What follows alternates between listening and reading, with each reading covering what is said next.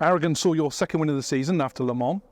How satisfying was that win after the disappointment of Le Castellet and Barcelona? Yeah, I mean, it's obviously always great to stand on the top step. I was really proud of John's stint as well, actually. You know, we had a difficult qualifying, but he managed to go from I think P19 up to P7.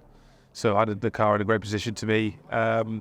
Yeah, it was just a case of what could have been John was essentially just taken out of those two races. So, it's been a little bit of an up and down season. I think when we've been on track, we've been capable of winning. So hopefully the same's going to be the story's going to be the same this weekend. Let's talk about John. Michelin Le Mans Cup is all about the bronze driver, and your role is to coach John. How is that progressing? I mean, he's done a phenomenal job from where we started last year. There's always been the potential with John to have some great pace. That was evident from very early on. It was just a case of refining some of the mistakes, learning the tracks, all that sort of stuff. And especially from the second round, especially from Le Mans onwards this year, he's really kicked into another gear, really starting to click with the car, click with all the circuits, starting to just really get into his rhythm in all these places. So he's been the foundation of our good results so far this year and our quick pace. And he's always given the car to me in a good position when he's still been able to finish his stint. So I've really enjoyed working with him so far, and hopefully lots more to come. John's not the only driver you manage. Tell us more about that role. So recently started a new venture alongside Oliver Gavin and working with Charlotte Lumley called Oliver Gavin Motorsport Management.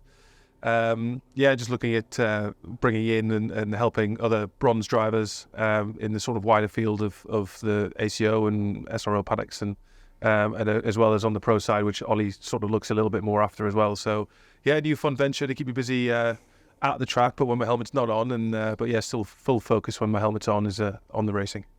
Looking ahead to this weekend at Spa. What are your thoughts on track, and what are your favourite corner or corners? I mean, it's iconic track, isn't it? Everyone always says this. It's a pretty amazing circuit.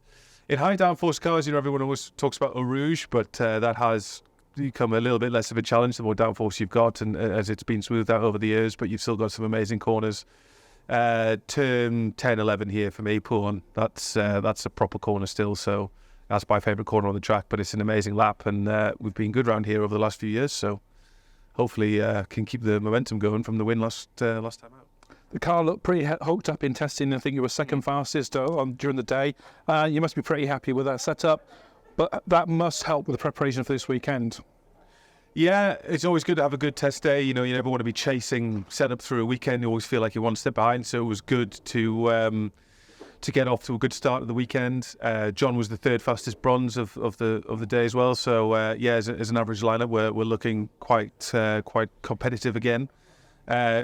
Le Mans Cup has been an incredibly competitive series this year, so you can never count your chickens. But it's always good to start strong.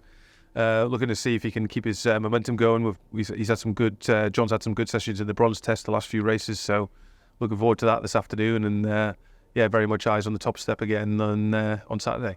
Matt, thanks for talking to us. Thank you very much. Cheers.